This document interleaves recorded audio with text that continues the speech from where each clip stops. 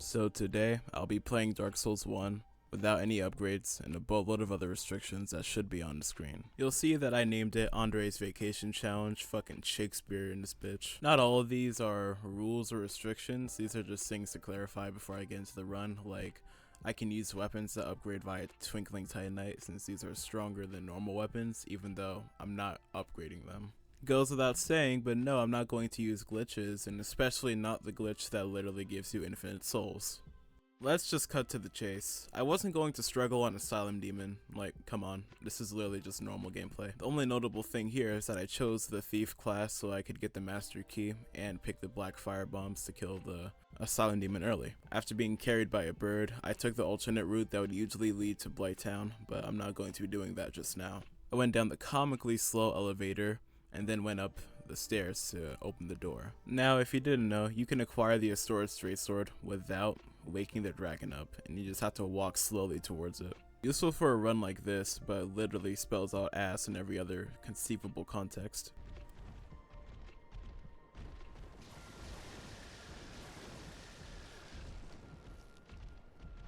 After getting RTSR, I have to get the Grasscrest Shield, and to do that, I have to deal with this Black Knight first. Honestly, the sword placement here is really crazy. It's more like back shots if you ask me.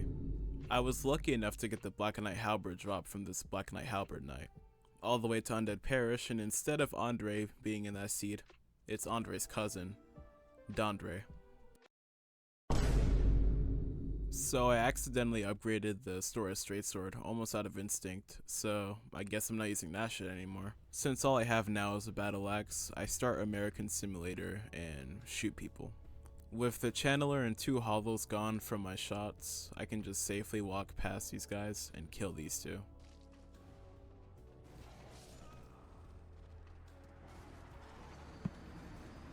Well, that's annoying. Honestly, the way I died there was amazing. It was a combination of mispositioning and mistiming a roll. Incredible work there. This time, I managed to dodge that attack, and then I defeat the gargoyles with relative ease. I took the elevator down from Firelink, and it'll already be time to fight Quillax soon. I activate RTSR by getting poisoned and then activating a purple moss clump as soon as I'm in RTSR range. And I didn't take the Blight Town bonfire, so the stakes are actually pretty high here.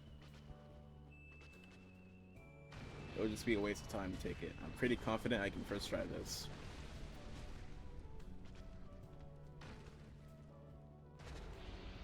Watch out for Quillax hops here. Her hops can hit you and they'll do like actual damage at this level of health.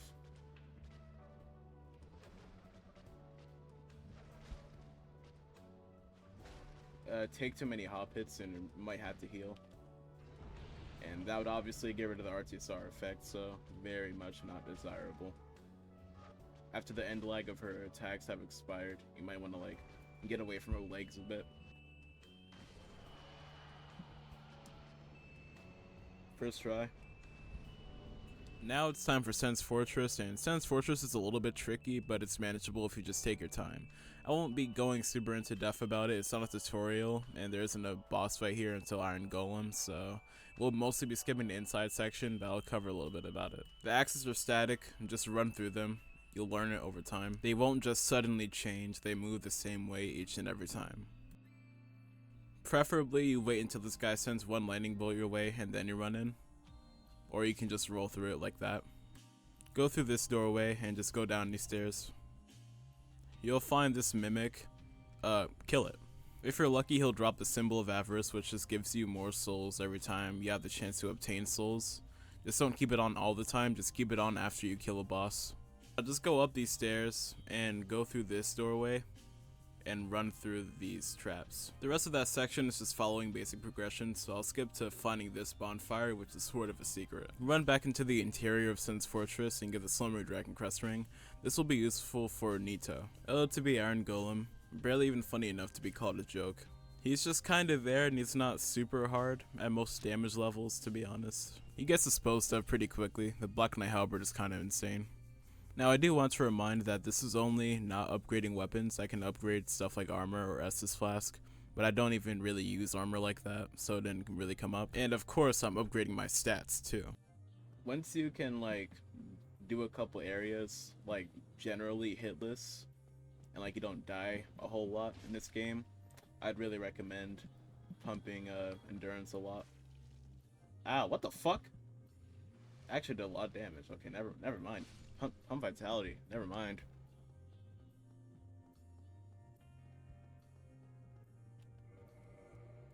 No.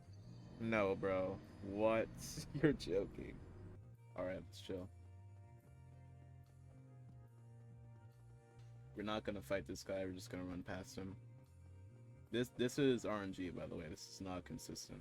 You're supposed to kill these guys. I don't like to kill them, though. Oh shit, you're supposed to, like, hit it, not miss it.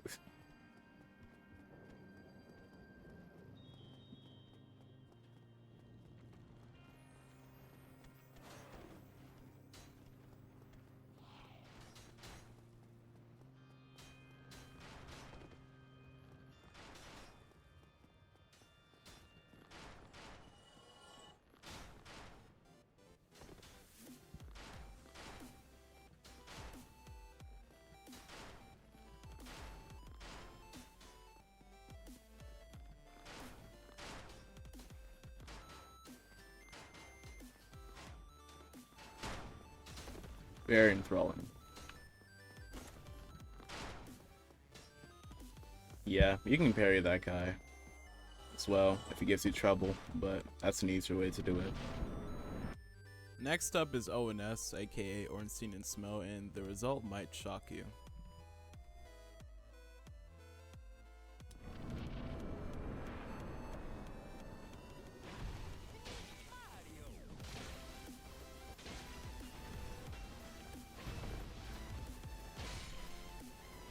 So, in the description there will be a better ONS reference if you also want to copy this challenge, because with Artisar they unironically die in 4 hits. So yeah, you know.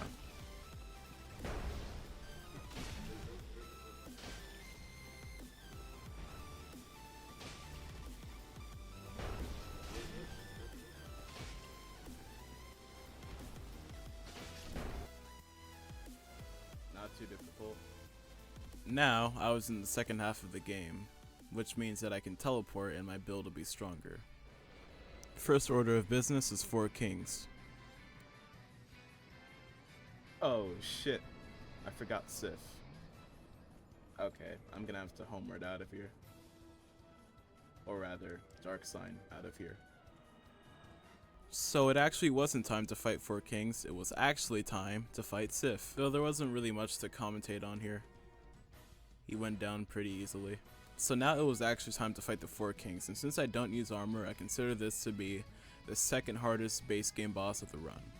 Note to self, don't try to roll attacks you literally can't see. On the next attempt, I was sure this was the one, but he opened up with the magic disc attack, which is by far the hardest attack to deal with. It's nothing crazy, but it does make it so that I can't attack the boss as frequently as I would want to, and I have to constantly keep it on screen to look at it. Even so, our damage was high enough that I never had to fight more than 1 king at once, so they went down. I handled some of the DLC prep off screen, since our next Lord Soul was Sif, and honestly the Hydra battle was kind of embarrassing, so I'm not showing you that. Sif gives us our scripted death, so now we're in the cell. To be completely honest with you, the part before Sif is kinda really boring, so do you mind if I just skip it? And keeping up the trend, Sif himself was kind of a pushover, nothing to really...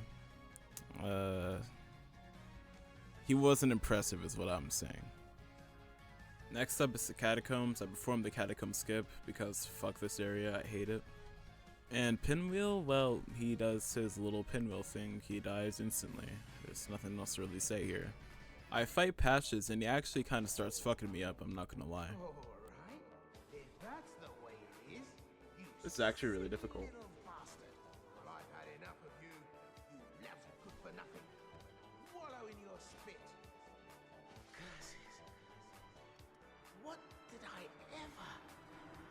Yeah, you did nothing to deserve this, man. That was all my fault. So after I got the Skull Lantern, I can trade it for the Fog Ring. A simple task, right? Well... Oh no! No! You fuck... No!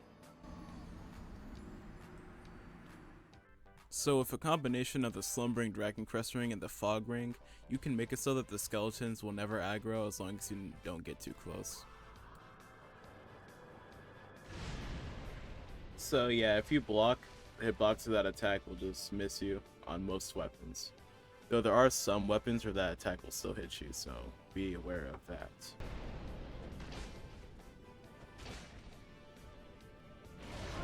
Oh. Wow.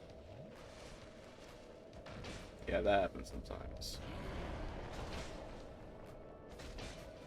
It's not even poison, it's toxic. That's much worse.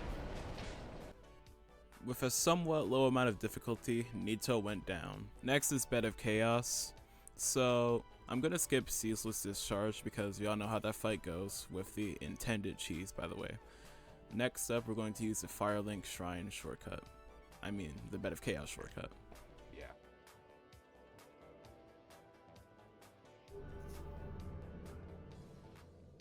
The worst part is, I don't even think this is the worst DS1 boss. I think the worst DS1 boss is actually Moonlight Butterfly. But it's not like this boss isn't close either. So just take down her little circles, or whatever they're called, one by one. Then just quit out and do this all again. The second orb is much harder to hit, but it's still manageable. Mainly because there's a safe spot by this tree. You can just stand here for as long as you want and you won't get hit, but of course eventually you'll have to move. So wait for it to do an attack with a lot of end lag like that one, and then just move right after. Nothing mechanically difficult or too complex, you just gotta know the strat, know the method, and it's basically over now. And Bed of Chaos has like 2 HP. Your fists deal like 4 damage, so sort of just one-shot them, even with your fist. You may be thinking that it's time for Gwent now. We have all 4 Lord Souls, right? Wrong. Enter DLC. Damn. You deal so much damage to this guy. Plus 0 weapon, it's kind of frail. I'll keep it a buck. The DLC sounds kind of menacing, but Sanctuary Guardian with this weapon is kind of a pushover. The fight just didn't go on for long enough for me to reasonably be in any kind of trouble here. If it wasn't ONS, it'll be this guy. What will he be exactly? Well, your first roadblock. That attack is kind of a reaction check where your spacing is off.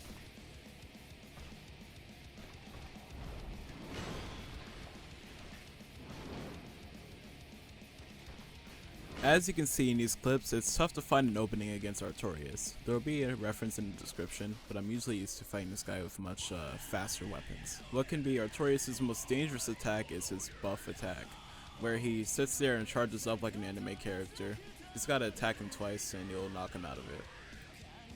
His somersault attack, where he flips in the air, is kind of a roll catch. You can't roll into it and you can't roll away from it. You have to roll to the side and only the side. All in all, if you dodge his attacks on reaction and have a good reaction time, this fight shouldn't be too difficult for you. Next up is Manus, and you can notice that I'm kind of speedrunning through this, like I'm not covering the areas too much, because I know you guys are here for the boss fights, especially for the DLC. And honestly, I can let this clip speak for itself.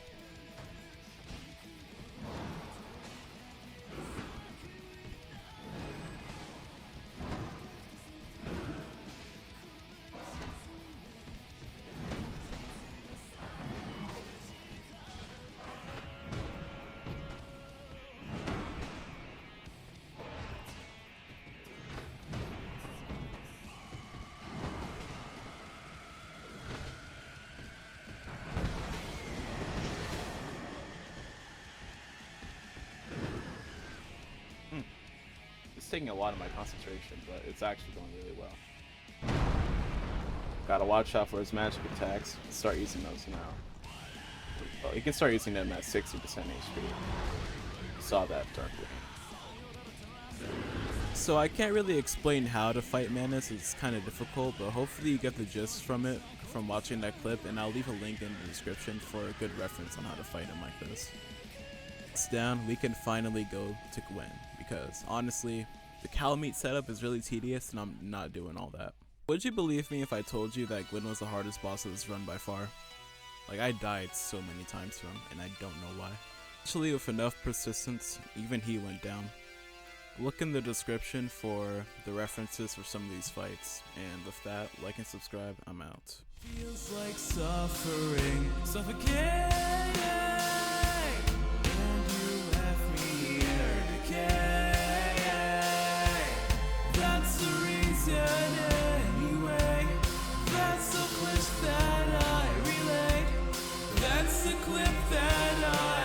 way.